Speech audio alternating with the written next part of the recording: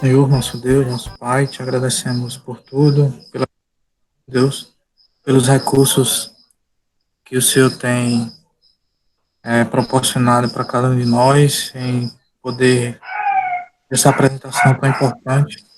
Que o Senhor nos ajude, que o Senhor ilumine nosso entendimento e possamos sair daqui mais enriquecidos. Obrigado pela vida da Débora e de cada um dos presentes. Eu te peço, te agradeço em nome de Jesus. Está contigo. Amém. Primeiramente, boa noite, pessoal. Então, desde já eu gostaria de agradecer, né, a organização do Grace pelo convite, né, e a Maíris também, né, pelo reforço ao convite em diversos momentos. Creio que vai ser muito legal essa apresentação sobre esse tema, porque é uma coisa que eu tenho pensado muito ultimamente, né, tendo em vista também a necessidade de estudar para o tema e de compartilhar, né, compartilhar cultura com o mundo, né? Então, a gente vai falar um pouco sobre a relação, hoje a gente vai falar um pouco sobre a relação do cristão com a literatura, né? Vocês podem ficar à vontade para mandar perguntas no final. E, basicamente, a apresentação de hoje vai se voltar para uma exposição dessa relação que o cristão pode ter com a cultura, tendo em vista alguns questionamentos, né, que muitas vezes surgem quando a gente vai pensar sobre essa dicotomia entre o que é sagrado e o que é secular. Então, eu, pensando nisso, né, essa apresentação foi montada, né, trazendo essa relação com a literatura. Anteriormente já teve a temática o cristão e a arte, e se encaixa muito também nessa discussão, né, da literatura, porque a literatura também é um tipo de arte. E mais especificamente aqui a gente vai tratar, né, sobre os livros que são considerados não cristãos, né? Os livros que muitas vezes a gente tem um certo temor para ler, talvez por achar que eles não têm nada de proveitoso. Mas a gente vai discutir um pouquinho sobre isso. E à medida que eu for apresentando, eu vou tentar olhar aqui de vez em quando o chat para ver se tem alguma coisa que eu possa responder logo, mas acho que vai ser mais viável fazer as perguntas no final. Porém, se o Edivonaldo ou alguém da organização quiser ficar assim de olho no chat para ver se alguém perguntou alguma coisa e retomar no fim, seria bom, porque eu acho que eu não vou conseguir acompanhar tudo aqui, certo? Então, vamos começar.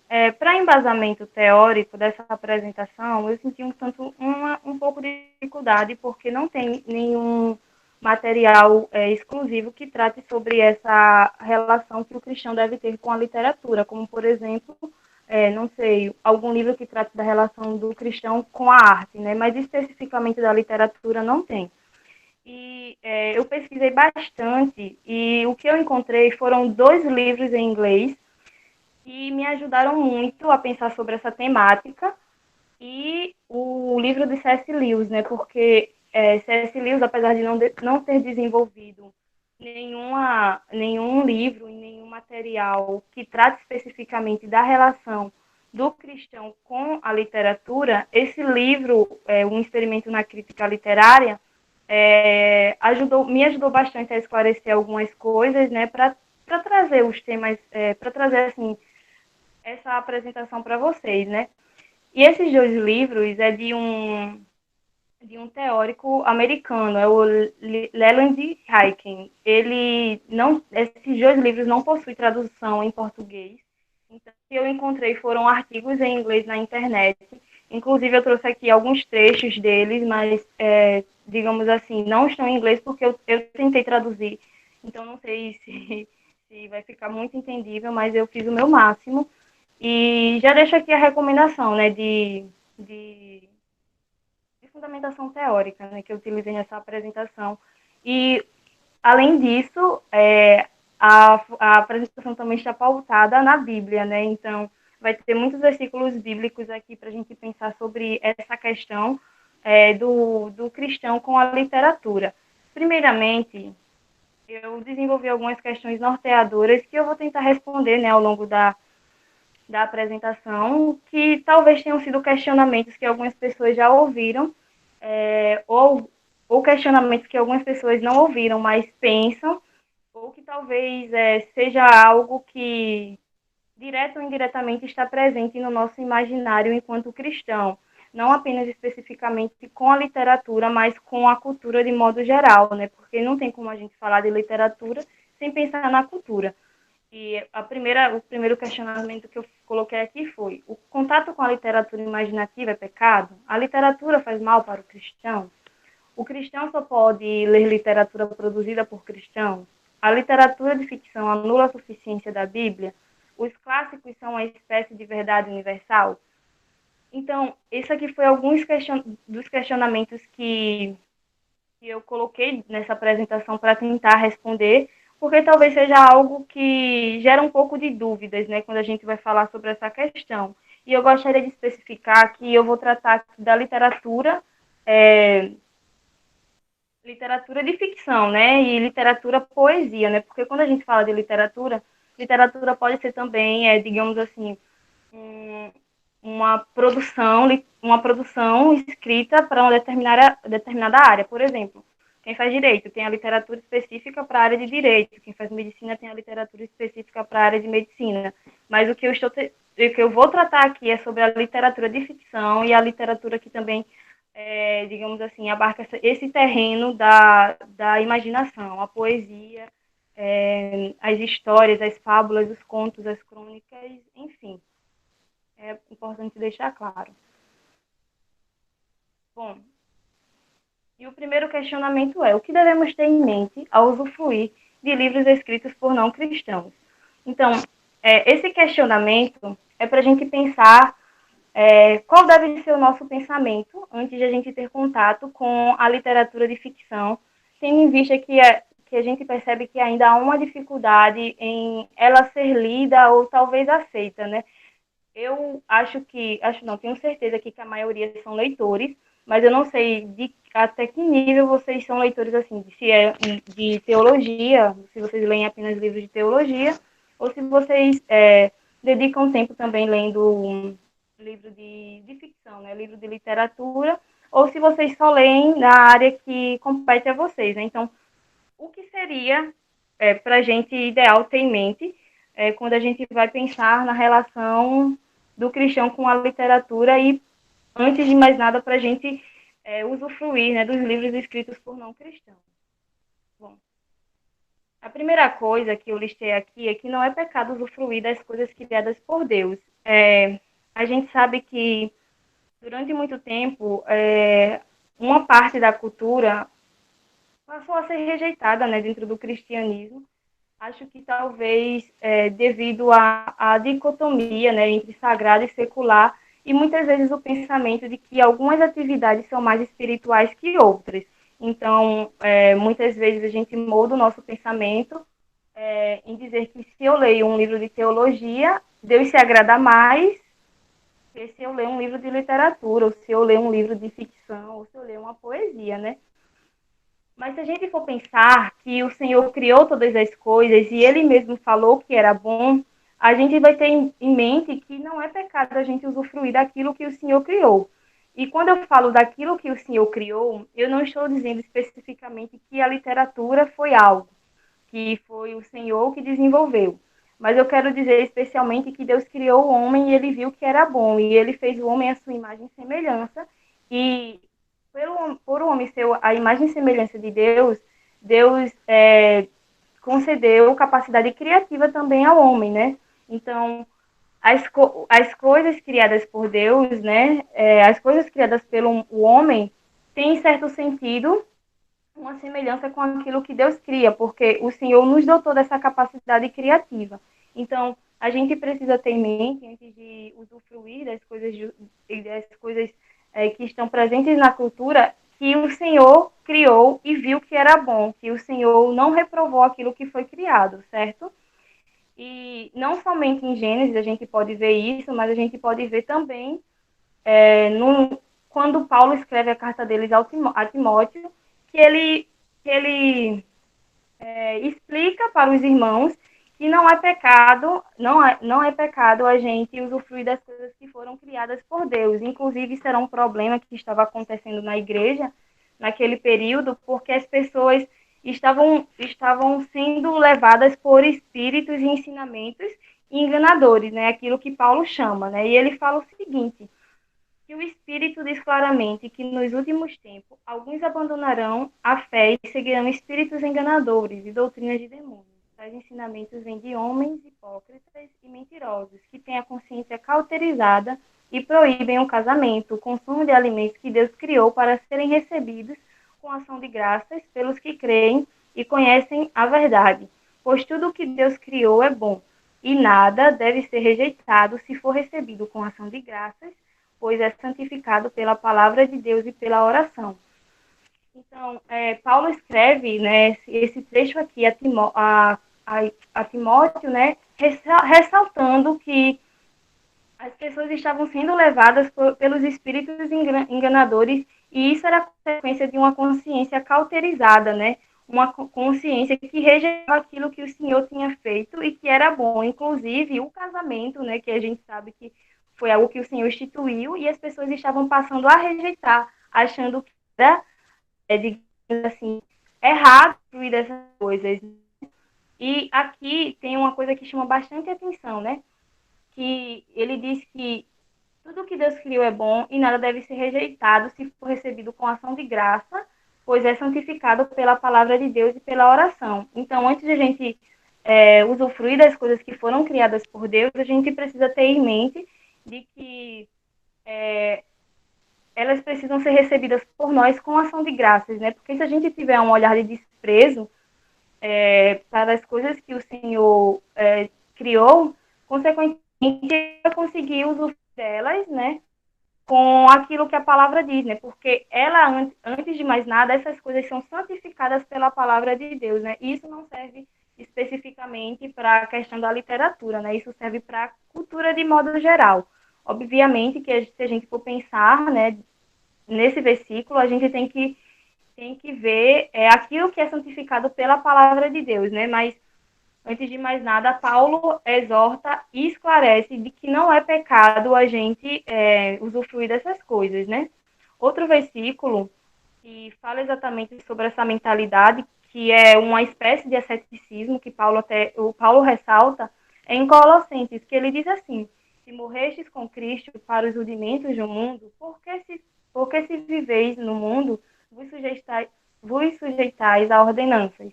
Não manuseis isto, não proves aquilo, não toques aquilo outro, segundo os preceitos de doutrinas dos homens.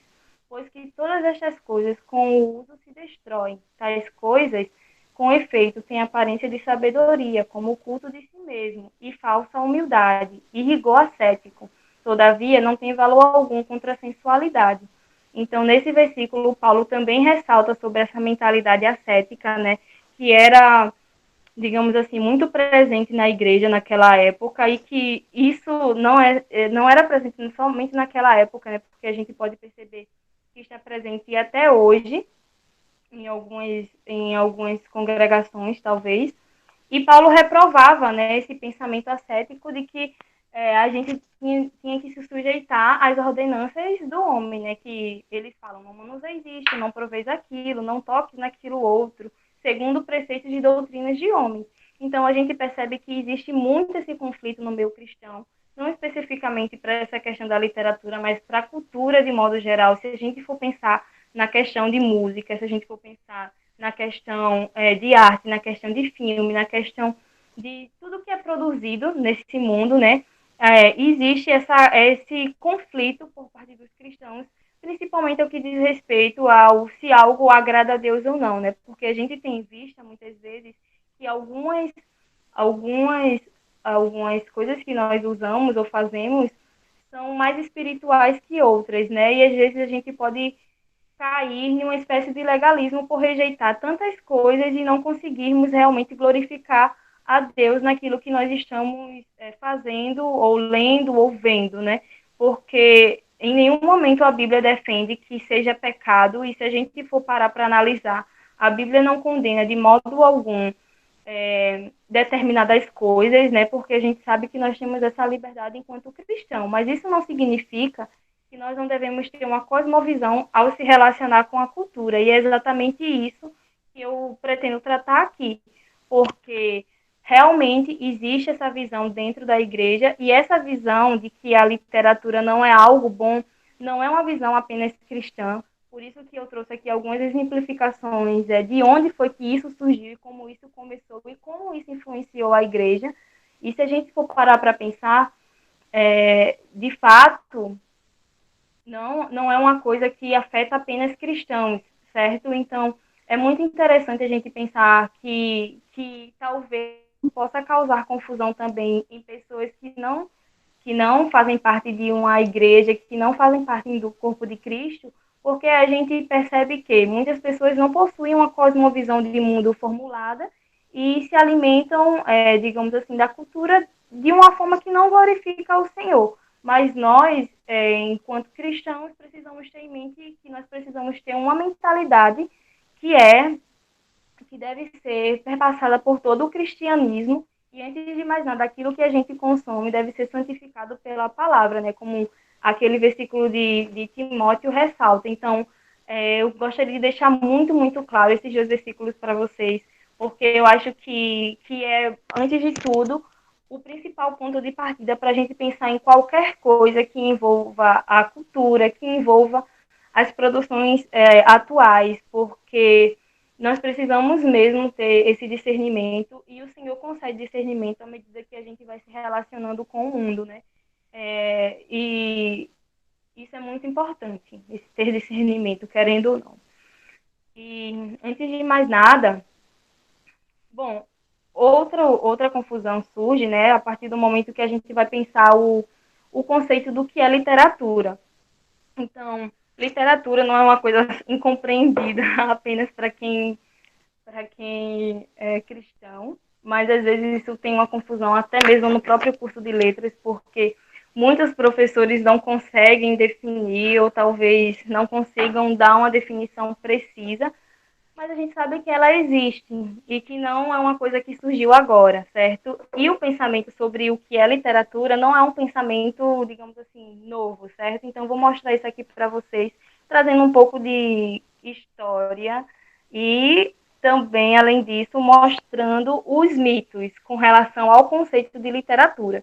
Porque se a gente for pensar o que é literatura, a gente tem que pensar também o que não é literatura, certo? Antes de mais nada, é preciso ter claro isso. Então, vamos esclarecer os mitos, que muitas vezes impedem das pessoas terem um contato mais direto, né, com esse tipo de arte. Muitas pessoas pensam que a literatura é a fuga do real, e essa ideia não é uma ideia nova. Essa ideia surgiu na Grécia Antiga, né, com Platão. Platão foi o primeiro filósofo que pensou, né, sobre a literatura. Na época de Platão, a literatura não tinha esse nome, ele a chamava, né, os gregos a chamavam de poesia, e na perspectiva de Platão, o homem deveria buscar a verdade acima de todas as coisas, e a poesia era negativa ao homem, porque afastava o homem do que era bom, do que era belo e do que era verdadeiro. Então, Platão defendeu essa ideia no livro da República, e né, nessa época isso gerou muita confusão, porque os gregos estavam entrando nesse universo de histórias, né? E Platão veio com a República, com aquele modelo digamos assim, talvez de um Estado ideal, né, de uma forma de viver ideal, e ele falava assim, não, olha, a poesia é negativa ao homem, vocês têm que buscar o que é bom, o que é belo e o que é verdadeiro, e isso afasta vocês dessas coisas, né? Ele sempre tinha essa visão de transcendências, que a gente não poderia se apegar às coisas materiais, e muito menos essa questão da poesia, porque isso era nocivo ao homem. Então, essa ideia de que a poesia era a fuga do real foi uma ideia que Platão desenvolveu e que influenciou muito o pensamento durante muito tempo, até o momento em que Aristóteles clareou esse pensamento. E o que é que ele dizia na República? Que toda arte é imitativa, por um lado, está muito afastada da verdade. Nessa época, eles chamavam de arte imitativa também. Está muito afastada da verdade em tudo que tem por seu objeto e por outro. A parte de nós mesmos com que ela se une em relação de amizade está muito distanciada da sabedoria e nada se propõe de verdadeiro e sólido. A imitação é, portanto, má em si. Une-se ao que há de mal em nós e só pode produzir maus efeitos. Então, ele condenava com todas as forças realmente a questão da poesia. Ele falava de imitação, né, porque o primeiro conceito para a literatura foi o conceito de mimesis, e esse conceito vem ser respaldado mais na frente por Aristóteles, mas na perspectiva de Platão era condenável realmente o homem ter acesso à poesia, a essa imitação, né? Só que, por sorte, né, surgiu Aristóteles contrariando a visão de Platão, e ele falou, não é dessa forma. Imitar é natural ao homem. Ele fala isso na obra A Arte Poética, e ele diz que ela não podia, a poesia não poderia ser entendida como fuga da realidade, porque a imitação era da natureza humana, e ela não afastava, digamos assim, o homem do que era bom, do que era belo e do que era verdadeiro, porque a poesia tratava de coisas possíveis e verossímeis. Então, o homem só imitava aquilo que era possível de acontecer, aquilo que era verossímil. E não deveria, e na época, eles não deveriam ver, enxergar como algo que fizesse mal ao homem, porque isso fazia parte da natureza humana. E como parte da natureza humana, o homem deveria produzir poesia, né? Que na época era o que chamava de literatura. Esse conceito de mimesis é muito interessante, porque se a gente for parar para pensar nessa questão da mimese, não está presente apenas na literatura, né? Está presente em muitas outras artes, porque na visão de Aristóteles, realmente imitar era natural ao homem. Então, era algo que o homem nascia e que deveria desenvolver, certo? E o outro mito é de que a literatura é estritamente fictícia. O mundo da literatura é estritamente fictício. Então, essa ideia de que a literatura é fuga da realidade foi uma ideia fundamentada na Grécia Antiga e que trouxe consequências para o pensamento de que a literatura é um mundo estritamente fictício. Olha só, essa ideia de que o mundo da literatura é estritamente fictício é um mito. Porque, se vocês não sabem, essa criança aqui é a Alice Liddell. Ela foi a criança que inspirou Lewis Carroll a criar o Alice no País das Maravilhas. Certo, gente? Então, a Alice é uma criança que realmente existiu, certo? E Lewis Carroll tinha uma relação de muita amizade com a família dela, e a Alice tinha duas irmãs, certo? E nessa época, a Alice tinha 7 anos, quando Lewis Carroll começou a ter contato com ela. E o que aconteceu? A Alice pediu para Lewis Carroll contar histórias para ela, e ele acabou por escrever a primeira obra, né, que é a Alice, deixa eu tentar lembrar o nome, As Aventuras de Alice Debaixo da Terra. Então, o primeiro nome da história de Alice não foi Alice no País das Maravilhas. O primeiro nome foi Alice, As Aventuras de Alice Debaixo da Terra. E nessa época, aconteceu alguns boatos com relação à relação que Lewis Carroll tinha com Alice, porque ele era muito amigo da família, e algumas pessoas especulam que ele criou Alice das Maravilhas exatamente para representar essa menininha da vida real. E eu não sei se vocês leram esse livro, mas no livro, a Alice, se não leram o livro, acho que assistiram um filme, mas vocês sabem que a Alice, no livro, ela normalmente, quando come alguma coisa, quando vai para lugares diferentes, ela cresce, certo? Então, o que especulam é que Lewis Carroll tinha, digamos assim, o desejo de que Alice fosse grande para que ele tivesse um relacionamento com ela. E por conta disso, dessa impossibilidade de ter esse relacionamento, que ela era uma criança, ele criou Alice no País das Maravilhas, e dentro desse país, a Alice poderia ser grande, ela poderia crescer.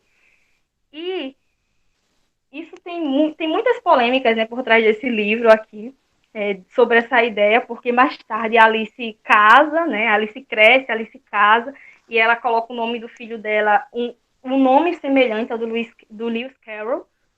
E, por fim, né, o que acaba por acontecer é que isso respalda, né, de que a literatura não é exatamente, às vezes, tão fictício como a gente pensa, né, que o autor pode pegar um fato da vida dele e se inspirar para criar uma obra, né, e tá aí a prova, esse livro, Alice no País das Maravilhas. Eu também fiquei chocada quando eu soube.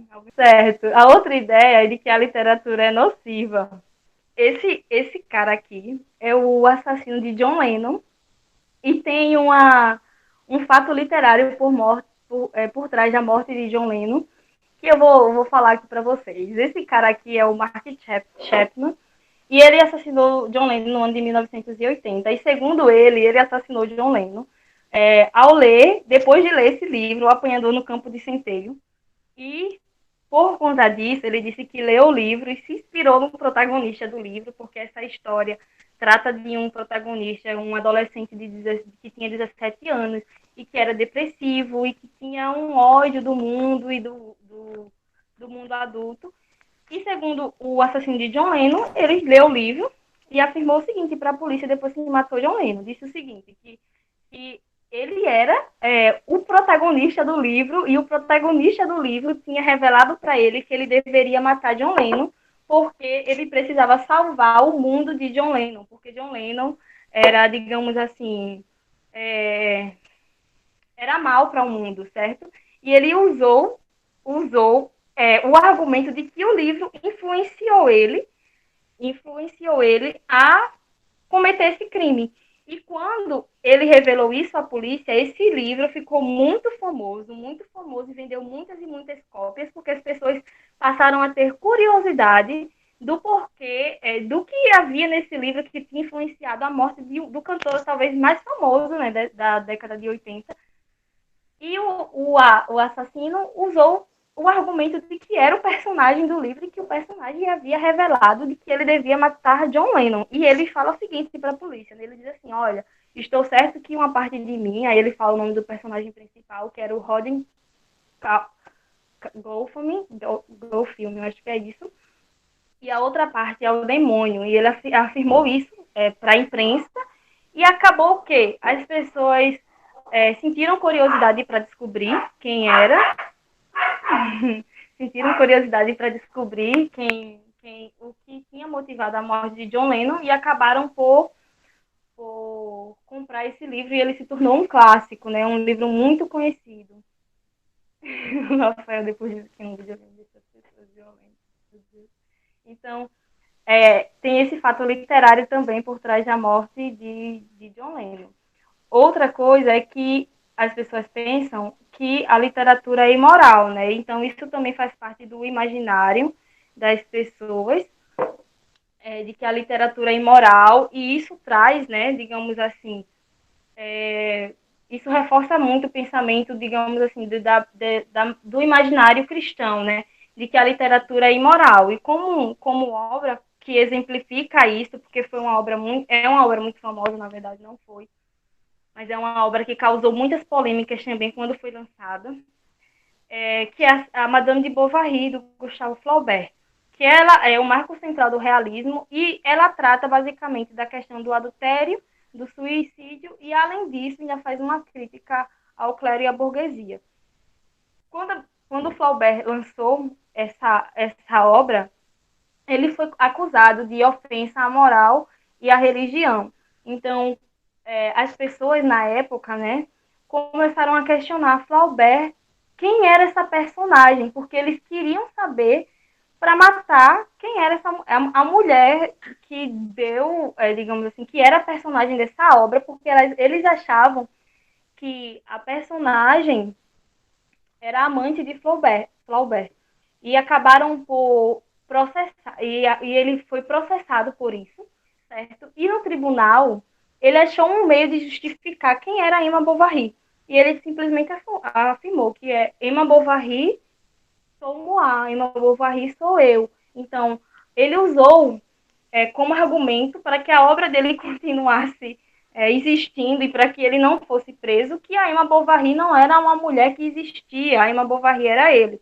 Então, esse livro trata na época, né? Não sei se hoje vai causar, se hoje com a leitura causa um impacto que causou na época, porque a sociedade era diferente, certo?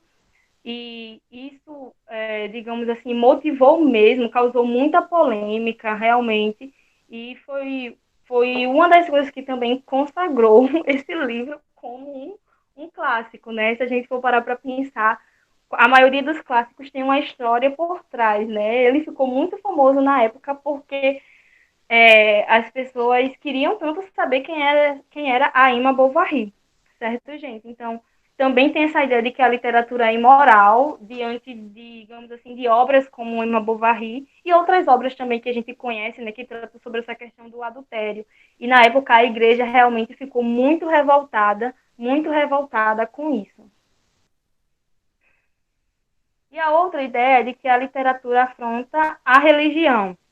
Então, é, como exemplo desse argumento, né, que muitas pessoas utilizam, nós temos a Divina Comédia, de Dante Alighieri, que também é uma crítica à igreja na época, certo?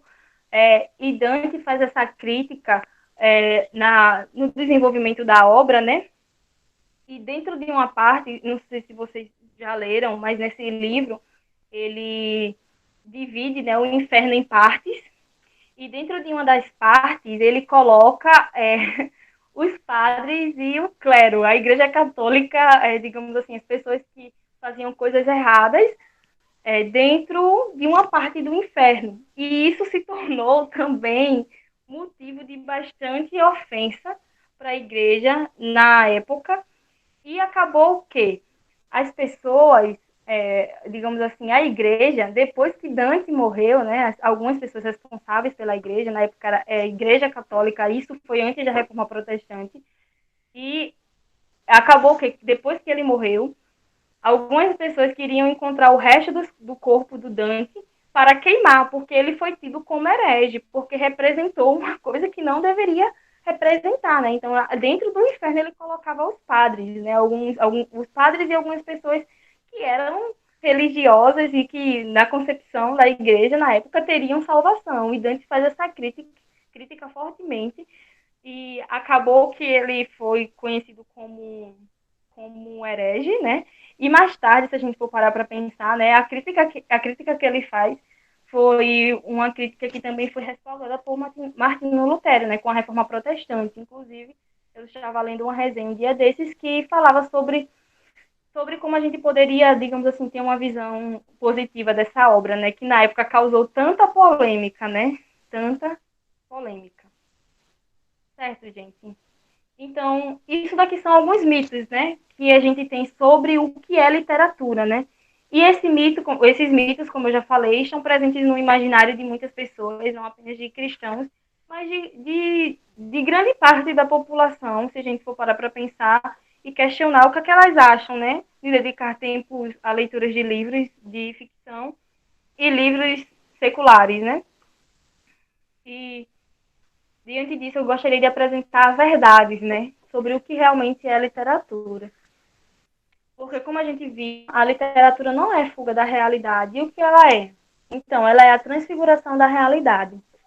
E eu trouxe aqui um conceito da crítica literária que foi cunhado por Leila Perrone Moisés, que eu particularmente gosto muito de pensar nele. Porque, para mim, ele define bem o que é literatura, apesar de muitas outras pessoas pensarem de outra forma, né? Esse conceito está presente no texto A Criação do Texto Literário. Aí ela diz assim: a literatura parte de um real que pretende dizer, falha sempre ao dizê-lo, mas ao falhar diz outra coisa, desvenda ao mundo mais real do que aquele que pretendia dizer. Então, ela diz aqui, ó, que a literatura parte de um real que pretende dizer e que falha ao dizê-lo. Mas quando ele falha, ele diz outra coisa, desvenda ao mundo mais real do que aquilo que pretendia dizer. Então, tudo que entra no terreno da literatura parte do real. Ele não é cópia idêntica do real, mas parte do real. E também não é fuga da realidade, porque tem um real como ponto de partida. Então, é muito importante a gente ter isso em mente, certo?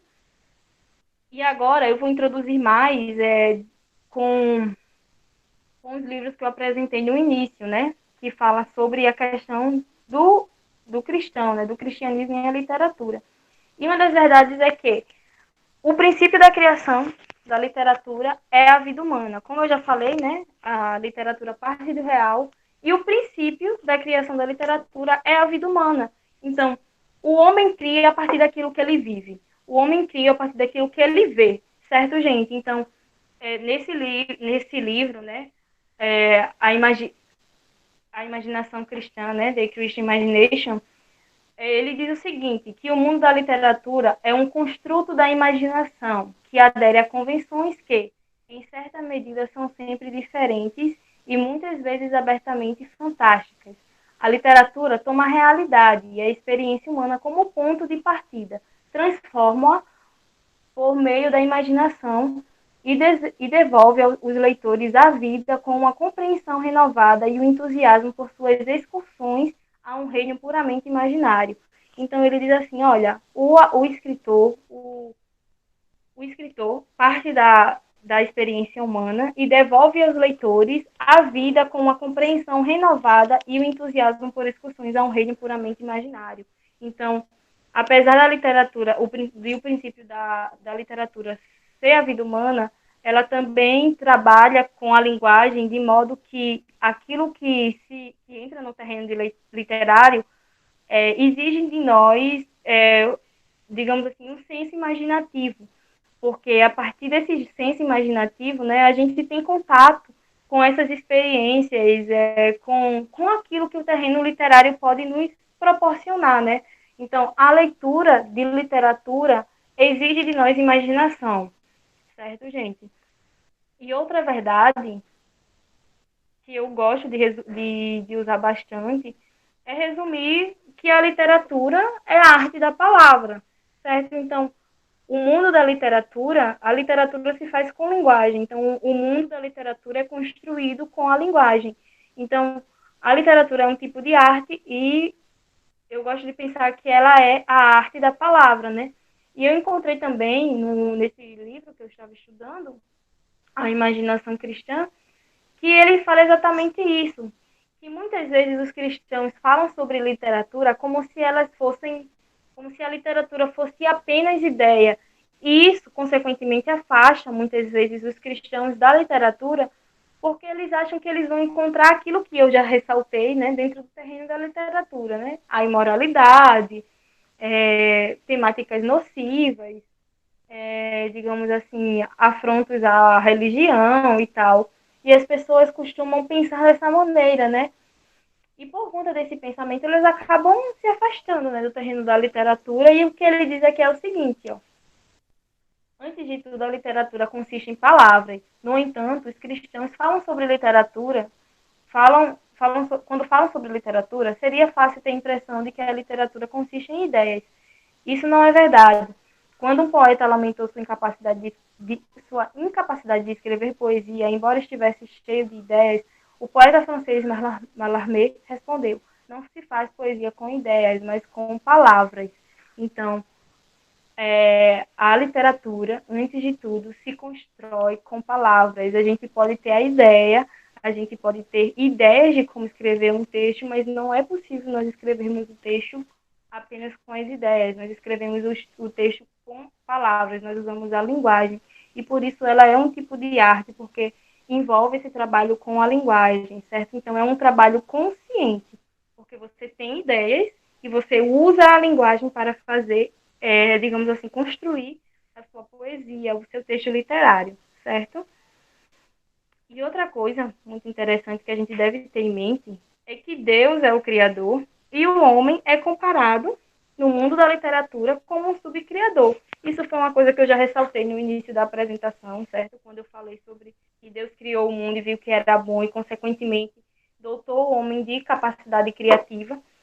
E tem um artigo que eu encontrei na internet, certo? Esse artigo está traduzido, se vocês quiserem, vocês podem procurar, que é Cristianismo e Literatura, de C.S. Lewis. Nesse artigo, ele não fala da relação do cristão com a literatura, certo? É bom já esclarecer isso.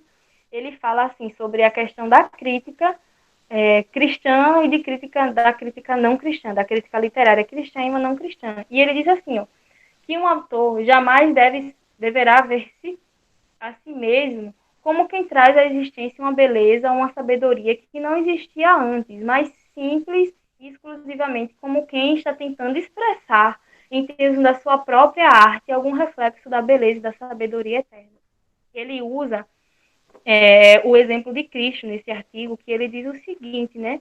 Que Cristo fala lá no Evangelho de João, que tudo que ele faz foi porque Deus pediu para ele fazer, né? Foi algo que o Senhor dotou ele de capacidade de fazer, né? Cristo diz isso, né? Apesar de a gente saber que ele também é Deus. E quando ele fala isso, ele diz o seguinte, né? Se o próprio Jesus, que era Deus, reconhece que Deus era o Criador, e a gente deve reconhecer que aquele que escreve não traz à existência nada que seja novo. Tudo que existe parte daquilo que já foi criado pelo Senhor. E quando o artista está produzindo alguma coisa, ele está produzindo apenas o reflexo da beleza e da sabedoria eterna. Então, é preciso ter muito disso em mente, porque aquilo que a gente consome parte da capacidade criativa que o próprio Deus concedeu ao homem. Então, nós somos capazes de criar, porque o Senhor nos concedeu essa capacidade criativa. E nós, quando estamos produzindo alguma coisa, nós devemos ter em mente isso, que aquilo que nós produzimos deve ser um reflexo da sabedoria eterna e da beleza de Deus, certo? E outra coisa que nesse artigo do Leled Heiken, A Imaginação Cristã, ele diz o seguinte, que a literatura é um mundo imaginado com características e integridades próprias, como um mundo criado por subcriadores humanos. Então, os dois, né, C.S. Lewis e o Heiken, tinham esse pensamento, né, de que tudo aquilo que o homem criava no terreno literário era porque ele era um subcriador. E ele era um subcriador porque Deus dotou ele dessa capacidade criativa, certo? E se a gente for parar para pensar nisso tudo, a gente vai perceber, como eu já ressaltei, né, muito, que a literatura tem a criação da literatura tem aspectos próprios, né? E um deles é o seguinte, né?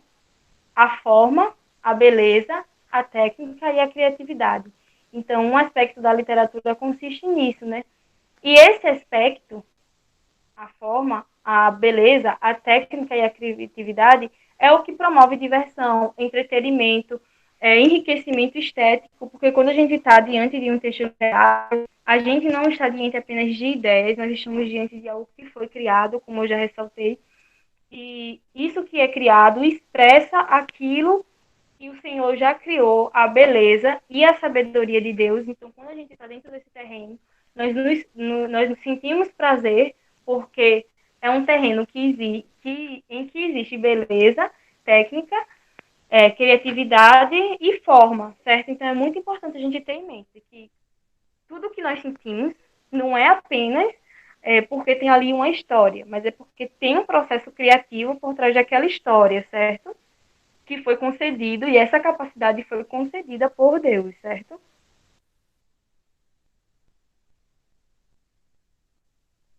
Outro ponto que eu queria tratar aqui é sobre a questão da literatura e a Bíblia. Porque muitas vezes também as pessoas pensam que a literatura anula a suficiência da Bíblia. Então, você está lendo literatura, isso vai corromper a sua mente. Você está lendo literatura, isso vai influenciar negativamente, vai te influenciar negativamente.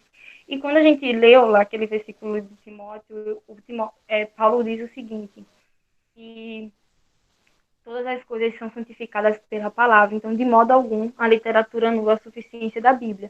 E outra coisa que a gente tem que ter em mente, né, aqui eu trouxe o pensamento de Calvino, que ele diz que toda a verdade procede de Deus, né?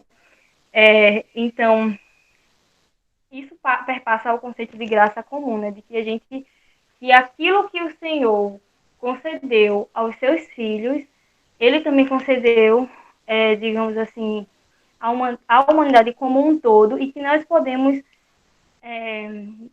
usufruir e sentir prazer naquilo, porque a gente crê que toda a verdade procede de Deus, e que se nós cremos isso, não tem problema em a gente usufruir daquilo que foi criado, por pessoas que não são cristãs. Tem uma palestra muito interessante no YouTube que fala sobre isso, e tem um livro também que fala muito sobre isso, que é As Coisas da Terra, As Coisas da Terra, que é do Joy Ridney, e ele trata sobre essa questão, né, sobre a gente usufruir daquilo que o Senhor criou na Terra, certo? E a palestra do YouTube é do Emílio, cara, como é o nome dele? Cara, eu falo. E ele traz sobre essa questão, né? O nome é Teologia do Deslumbramento. Eu recomendo muito. Ele fala não apenas sobre, não fala sobre a literatura, ele fala sobre as coisas criadas, e ele traz muito esse conceito de graça comum, de que nós devemos ter em mente esse conceito antes de essa compreensão antes de ter contato, né, com as coisas que são criadas, e não rejeitar aquilo que o Senhor criou, certo? Porque isso é um pensamento pecaminoso, né, se a gente for parar para pensar nos extremos. E outra coisa que eu trouxe aqui é o seguinte, sobre essa questão da Bíblia, né, se a literatura anula a suficiência da Bíblia. Ela, no livro, né, Imaginação Cristã, ele diz o seguinte, o exemplo da Bíblia, que é central para qualquer tentativa de formar uma imagem cristã da literatura, funciona a imaginação como uma forma válida de expressar a verdade. Convenções literárias estão presentes na Bíblia do começo ao fim, mesmo nas partes historicamente mais factuais. Então, isso aqui é muito interessante de a gente pensar, porque a gente acha que a Bíblia não tem aspectos literários e que se a gente ler literatura, que vai, consequentemente, vai anular a suficiência da Bíblia em nossa vida. E isso não é verdade, porque a própria Bíblia também tem aspectos literários, né? A Bíblia traz metáforas, traz comparações, traz figuras de linguagem que estão presentes na Bíblia o tempo inteiro, né? E se a gente for parar para pensar, é um trabalho cuidadoso dos escritores que foram inspirados por Deus para construir aquele livro, e foi tão cuidadoso que ele foi preservado até hoje. Então, imagina se tivesse sido feito de qualquer forma. Como é que a gente ia ter hoje, digamos assim, um livro que nós temos e que o Senhor escolheu para se revelar a partir dele? Porque se a literatura também não fosse importante, né, se a gente for parar para pensar, se os livros não fossem importantes, o Senhor não tinha se revelado a nós por meio de um livro. Então, o Senhor não pediu exatamente para gravar um áudio, dizer assim, olha, isso aqui. Não, o Senhor pediu para que escreverem. E eles escreveram, inspirados por Deus, tiveram cuidado com a forma, certo, gente? Então, a própria Bíblia tem, sim, convenções literárias e exige de nós também um trabalho imaginativo, certo? A leitura da Bíblia também de nós isso, porque o próprio Jesus, nos evangelhos, está falando o tempo inteiro por meio de metáforas. Então, como é que a gente não vai imaginar, digamos assim, aquilo que o Senhor está falando, se, se não é válido a imaginação? Se a gente acha que não é válido, digamos assim, a gente trabalhar com essa questão imaginativa, não é que não seja válido, é uma exigência natural ao ser humano. A gente o tempo inteiro está imaginando. C.S. Lewis diz uma coisa muito interessante, que nós só somos escritores dos livros que nós nos imaginamos escrevendo. E nós só fazemos algo quando nós nos imaginamos fazendo. Então não tem como, por exemplo, eu chegar aqui e fazer essa apresentação sem antes eu ter imaginado estar fazendo isso daqui. Então não teria coerência, certo? Então a gente só faz aquilo que a gente imagina. E a leitura da Bíblia também exige de nós a imaginação, e de modo algum a imaginação anula a suficiência da Bíblia, e nem anula aquilo que o Senhor escreveu, e não deixa de ter valor espiritual aquilo que o Senhor escreveu por ter convenções literárias. E se vocês quiserem, vocês podem tentar ler com mais cuidado, digamos assim, os evangelhos, notando que quando vocês estão lendo, vocês estão visualizando aquilo que o Senhor está falando. Então, isso que chega à nossa mente é o nosso trabalho imaginativo, certo, gente? Então, a nossa imaginação está trabalhando a todo momento. E aqui vem outro questionamento. O cristão só pode ler literatura escrita por um cristão? Isso aí é outro ponto, né? Porque a gente sabe que, apesar de nós termos livros escritos por não cristãos, graças a Deus nós temos livros escritos por cristãos, certo? Então é bom, né, também saber que tem livros escritos por cristãos, e eu acho que é necessário que escreva, mas eu acho que o cristão pode sim usufruir de leituras escritas por não cristãos, E mais do que isso, né? Quando a gente vai ler um livro escrito por um cristão, isso exige da gente muito cuidado, porque já imaginou se uma pessoa que é cristã não tem uma cosmovisão bíblica bem formulada e ele colocar ali algo que é contrário ao cristianismo, e só porque ele é cristão eu passo a acreditar? Então, a leitura de qualquer livro, né, seja cristão ou não, tem que ser consciente, certo? É porque, por exemplo, eu estava lendo um livro, e não é um livro de literatura, é um livro que fala sobre a oração. E ao mesmo tempo que ele fala a oração e nos exorta a orar, ele fala o tempo inteiro colocando o ser humano como de todas as coisas. Então a gente tem que ter isso. O tempo que a gente pode passar acabando é um livro cristão. Ele atrás de assuntos cristãos. Se a gente não tiver cuidado, a gente vai perceber ali que também que não tem a visão cristã. Então, tudo parte da nossa consciência. É necessário que a gente pense nisso. Antes da gente achar que nós estamos fazendo uma leitura inocente das coisas, certo? E eu trouxe aqui para pensar, né, sobre essa questão, e eu achei essa frase muito bem-humorada desse livro. Ele diz o seguinte: se ampliarmos o nosso conceito de literatura cristã, de modo a incluir não apenas a literatura sobre temas sagrados, mas tudo que o cristão já tem escrito para cristãos, então acredito que só podemos falar de literatura cristã no sentido de uma colheita cristã.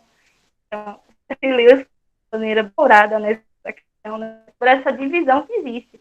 A literatura cristã e a literatura não existe culinária cristã, se for para pensar. Então, né, os livros falar uma coisa muito interessante, isso é muito interessante, fala, porque não existe isso na literatura ser cristã. O que existe são bons livros e livros mal escritos. Então, um bom livro é um livro bem escrito, um livro é um livro que é mal escrito. Então, é isso que eu disse. Isso significa muito. Por isso que eu disse. Ele não, para mim, no momento da dele, eu vi ele sobre essa questão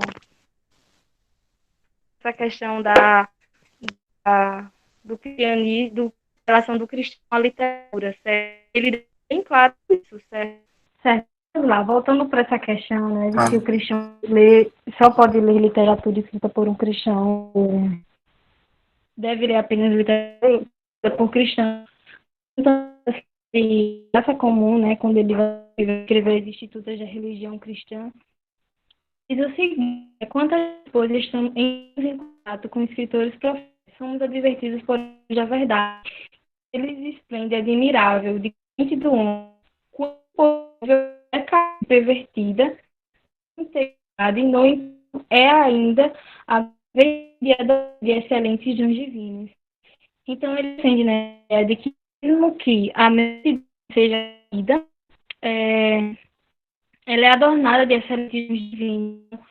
Com isso, pessoas que não são cristãs, que são pessoas que são profanas, elas também têm capacidade de escrever coisas que, sei lá, exaltem a beleza de Deus, que exaltem as verdades do Senhor, certo, gente?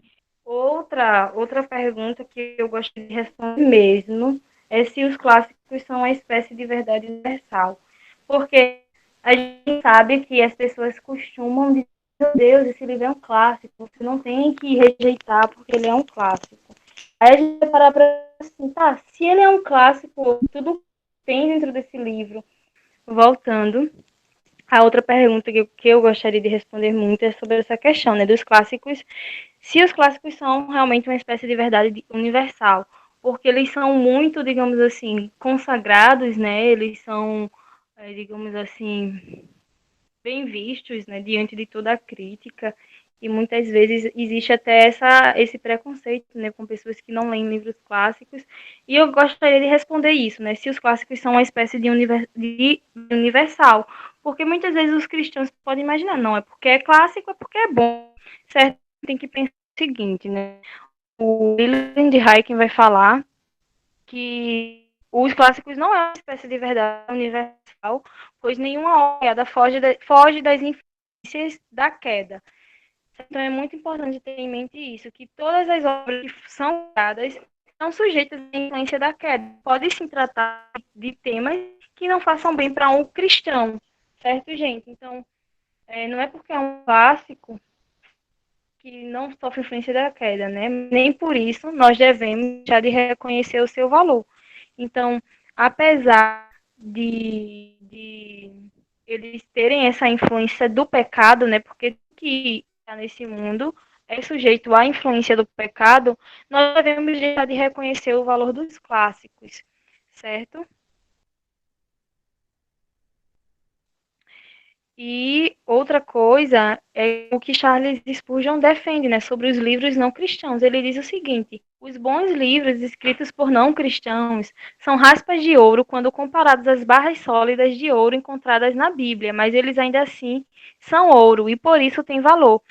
Então, apesar de tudo, apesar de os livros sofrerem essa influência da queda e eles ao serem comparados com a Bíblia, não são as barras sólidas de ouro da Bíblia, tem valor, certo, gente? Eles têm valor porque, como eu já ressaltei aqui, eles refletem muitas vezes a beleza e a sabedoria de Deus. Então, é muito importante ter isso em mente. E outra coisa que o Heiken fala é o seguinte: podemos quase que os clássicos nos darão formas e técnicas melhores e que os autores usam seus talentos de serem bons observadores humano, usando a habilidade de transformar essas observações em palavras. Isso é uma simplificação dos dons de Deus ortogou aos escritores.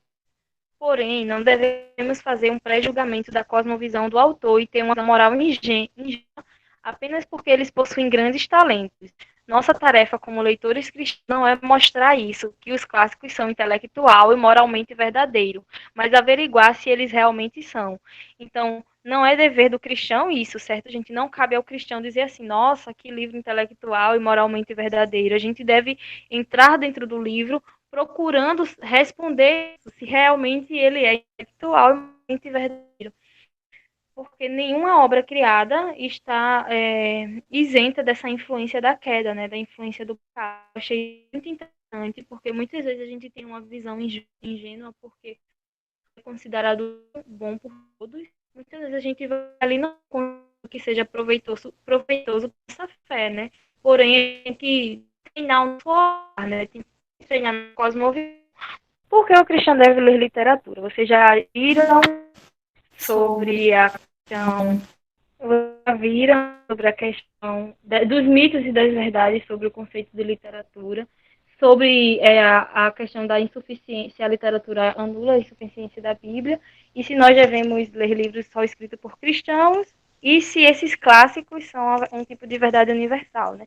Então, por que o cristão deve ler literatura, se nenhum livro, digamos assim, está isento das consequências da queda? Bom, primeiramente, foi um pouco difícil de listar motivos, né? Porque eu vejo vários, mas eu coloquei alguns que eu penso que, que são realmente benéficos ao cristão. Ó, o primeiro é que crescer intelectualmente e expandir nosso imaginário é uma forma de glorificar a Deus e desenvolver virtudes. Então, muitas vezes a gente, não sei, a gente pensa assim, não preciso ler esse livro, ou, não vai me fazer bem, não é algo intelectual ler literatura, ou não vai me proporcionar nenhum crescimento intelectual, então não vou ler. Mas ler literatura também é uma forma de crescer intelectualmente, apesar de serem histórias, né, como muitos pensam, a literatura tem um diálogo muito grande com as outras áreas das ciências humanas, principalmente com a filosofia.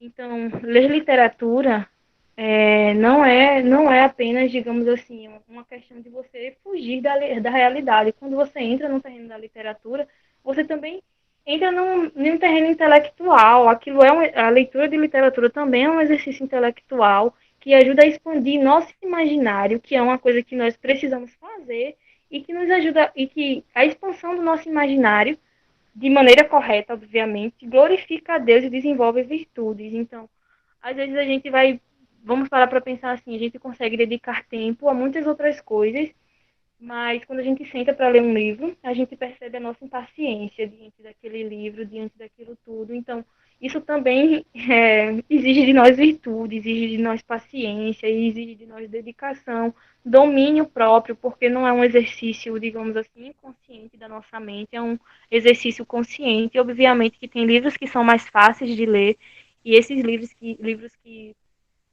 digamos assim, que têm uma linguagem mais acessível, se torna muitas vezes os livros preferíveis porque são objeto da nossa diversão, mas a gente também nós não podemos renegar aqueles livros que são considerados difíceis porque nós achamos que não é um exercício que nós devemos fazer enquanto cristãos, é assim. Inclusive, quanto mais a gente tem contato, né, com essa questão da leitura e da hum, da literatura, a gente passa a perceber, né, o que nos falta, ou passa a perceber aquilo que nós precisamos colocar, né, dentro do exercício do estudo, né.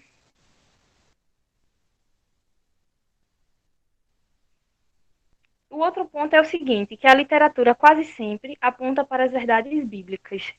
Isso aqui é muito interessante de se pensar, porque se a gente for parar para pensar, a gente vê um esquema recorrente dentro da literatura, e esse esquema recorrente é o de criação que é de redenção.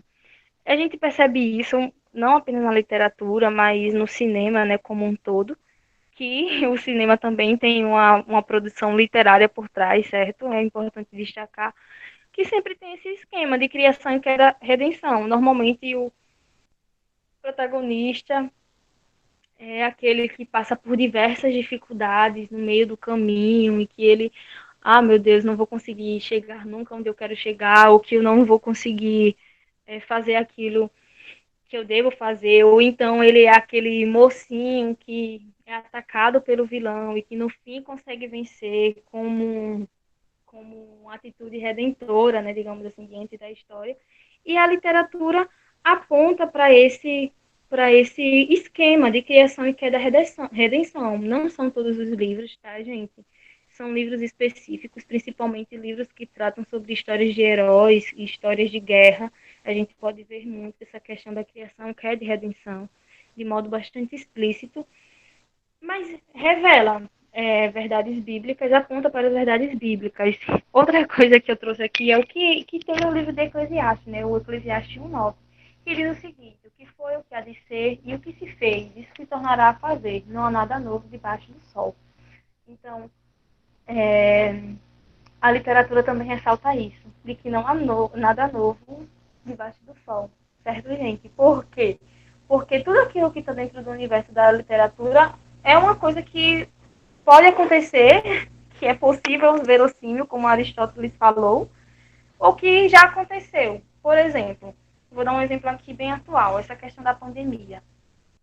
A pandemia não foi tratada, a pandemia do coronavírus, obviamente, mas a pandemia já foi retratada em muitas histórias literárias, né? Machado de Assis trata isso em Memórias Póstumas de Brás Cubas, trata isso em Quincas Borba, em outros romances também. Acho que Machado fala muito, muito, muito, muito sobre essas questões atuais, de que não há nada novo debaixo do sol. Se vocês querem, por exemplo, entender o Brasil do século XX, vocês podem ler Machado de Assis. Não se trata apenas de questões do século XIX.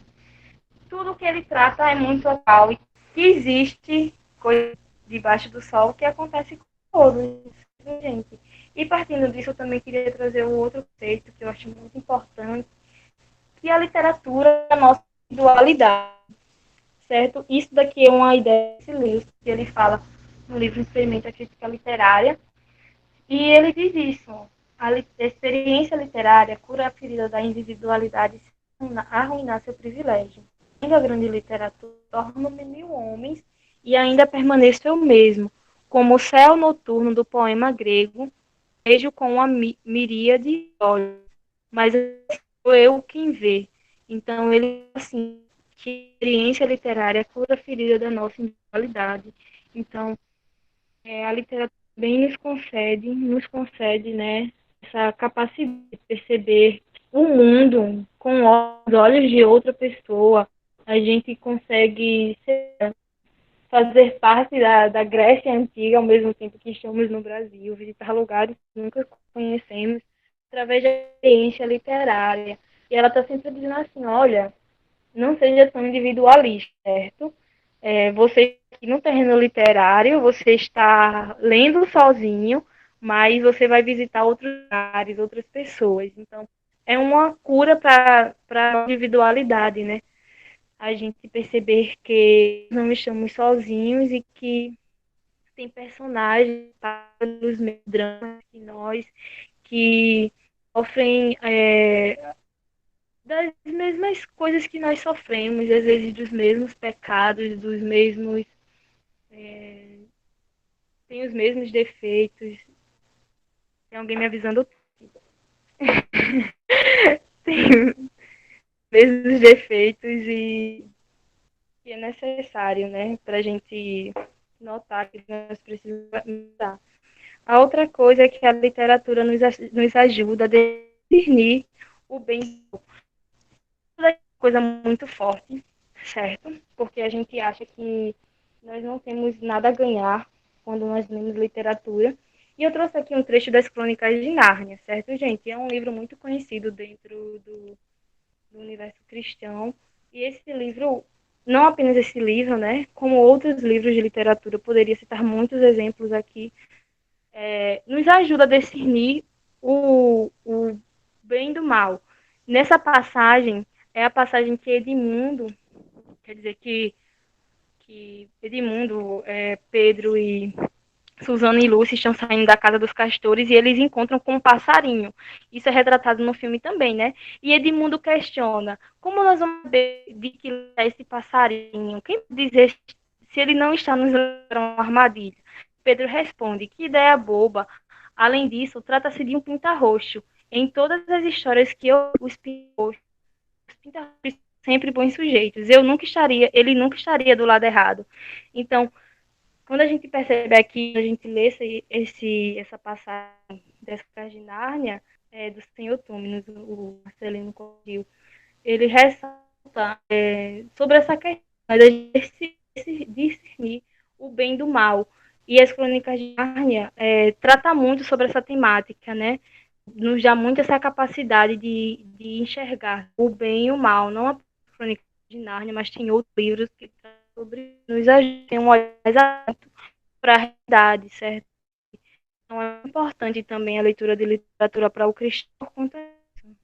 A literatura nos ajuda a enxergar aspectos da nossa natureza humana e sobre a nossa condição, né? É aquilo que eu falei, quando nós estamos lendo, nós conseguimos perceber que os personagens também sofrem dos mesmos maus que nós, de inveja, de ciúmes, de ressentimento. E a literatura também mostra isso, certo? E eu trouxe aqui o exemplo de duas obras para a gente olhar sobre essa perspectiva. Quem me acompanha lá no, no Instagram viu que eu postei recentemente, né, uma visão sobre o muro. E outra que eu tentei ter, né, dessa pesquisa é a de Madame de Bovary, que é uma obra muito temida do universo, né? Então, vou tratar as obras, né? Porque tratam sobre essa série.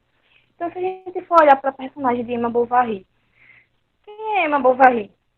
Se não uma pessoa insatisfeita, uma que passa por, sei lá, uma pessoa que está contente com a sua vida, pessoa que vive no mundo da imaginação, que está assim, tentando encontrar um meio diferente para ver a vida dela, que nunca está satisfeita com aquilo que está acontecendo também, né? Nem com ela, nem com o marido dela, nem com o filho dela. E por conta disso, ela cede ao adultério. Ela cede ao adultério como uma forma de buscar satisfação. E se a gente for olhar para a trajetória de Emma Bovary, muitas vezes é a nossa trajetória diante do pecado, porque tudo começa com a insatisfação do nosso coração. Então, eu trouxe isso para mostrar que a gente pode ter outra perspectiva sobre as. Outra coisa importante que corrigir o ser humano em pecado, né? Às vezes a gente nunca consegue perceber que a gente está indo em pecado. A gente consegue criar. Quando a gente literalmente isso, a gente tem, digamos assim, referências para formas de agir que muitas vezes a gente age e não consegue perceber.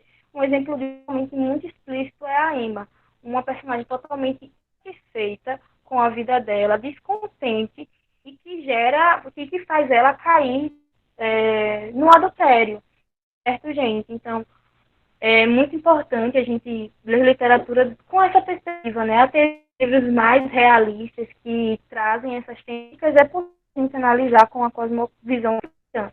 Gente, voltei lá do Eric. Eu não sei o que é que tem hoje não, do meu celular. Não sei se é o celular, se é porque não é para acabar essa apresentação, mas vamos lá. Ó, e voltando para aquele Bentinho, né, como eu estava falando, o que nós temos é que acusa a mulher de uma traição, né? Só que se a gente for parar para pensar, né, é um romance que conta a história de vida dele, né? E como vocês sabem, Bentinho, ele só nasceu porque a mãe fez uma promessa a Deus. E ele, quando chega na adolescência, né, que ele se aproxima mais de Capitu, a todo momento ele tá tentando anular essa promessa da mãe. Então, o que é que a gente percebe? Que ele consegue a anulação dessa promessa. E quando isso acontece, meu Deus, tá aparecendo na apresentação, tá aparecendo. E quando isso acontece, né? Quando isso acontece na vida de Bentinho, ele acaba por desprezar a Deus, aquilo que ele foi prometido a ser, e acabou quebrar, né, essa narrativa da vida que ele foi destinado a traçar pela própria mãe, né, que seria ser padre, certo, gente? Então, nessa trajetória de Bentinho, depois dessa quebra da promessa, o que a gente percebe? Que tem, digamos assim, um enredo, que tem uma trajetória por parte da vida dele, em que ele também se torna essa pessoa insatisfeita, uma pessoa casmurra, uma pessoa descontente com a vida dele, e que por conta disso pensa em matar o próprio filho, acusa a mulher de traição e está o tempo todo direcionando críticas à esposa e acaba infeliz e sozinho, né? Também é um reflexo de como os personagens se afastam da realidade, né? E traçam caminhos que mostram, digamos assim, o coração humano de uma forma que muitas vezes a gente não consegue perceber, né? E Bentinho não conseguiu perceber mesmo, porque ele morre e acaba, ele escreve o livro já no final da vida dele, né? E termina o livro afirmando isso, né? Que aquele foi o mal da vida dele, que Capitu tinha sido o mal da vida dele. E o que a gente vê é um personagem totalmente egoísta, né? E para mim ele não Capitu não traiu, tá? Vamos lá. Pode passar agora, quem tá, Maíris que tá apresentando. Tem certeza, Débora, que ele não traiu?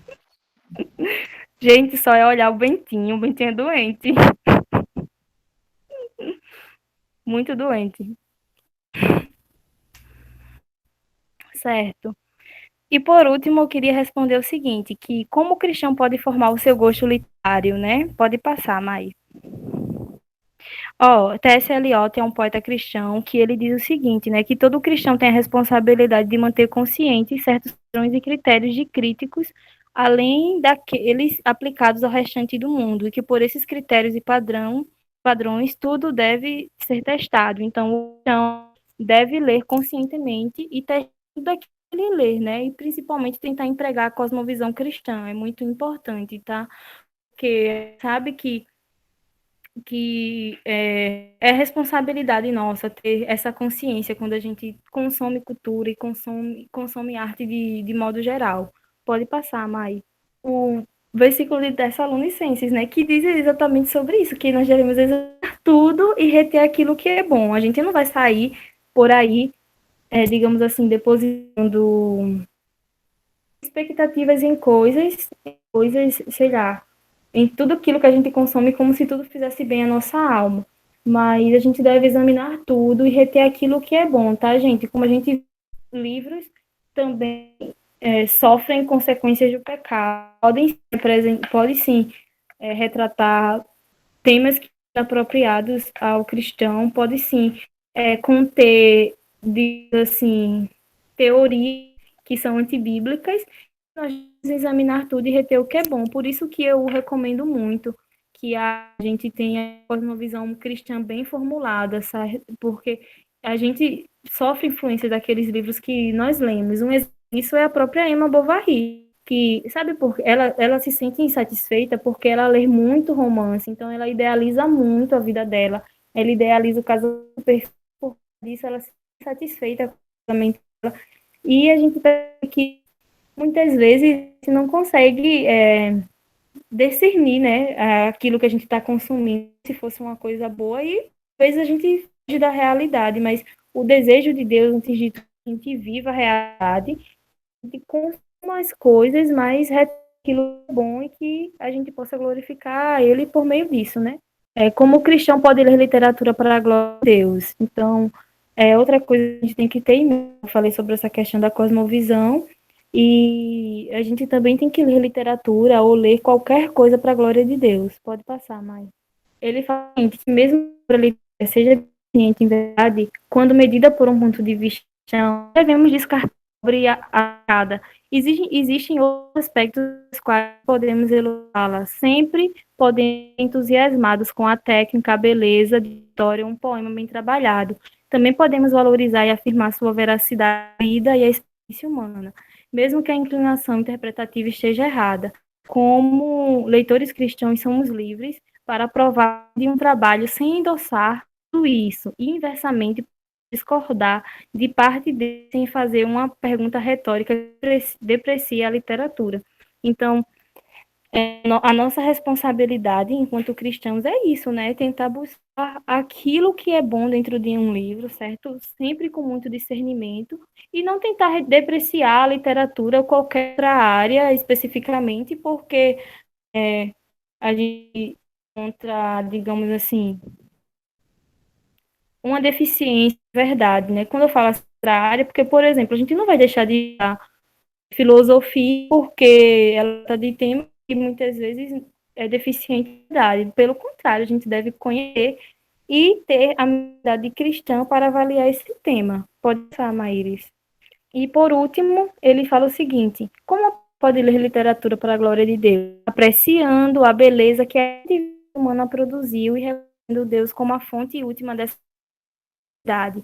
Os cristãos não precisam defender a literatura como a das suas falas, apenas pelos fundamentos didáticos que ela nos ensina.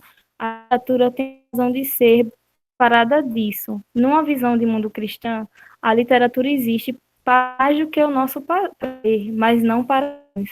Então ele fala que a gente glorificar a Deus lendo literatura quando a gente conhece, né, a beleza e a criatividade que está apontando para delas obras, e que não precisamos defender a literatura como as outras pessoas defendem, né? Aqui é uma verdade absoluta, não, nós devemos ser críticos, devemos ler e buscar glorificar a Deus naquilo, porque a literatura também nos concede prazer e ela foi criada para o nosso prazer, mas para além do nosso prazer, ela foi criada para a gente reconhecer beleza, grandeza e a criatividade que Deus concedeu dentro da obra, certo, gente? E é isso. Minhas referências.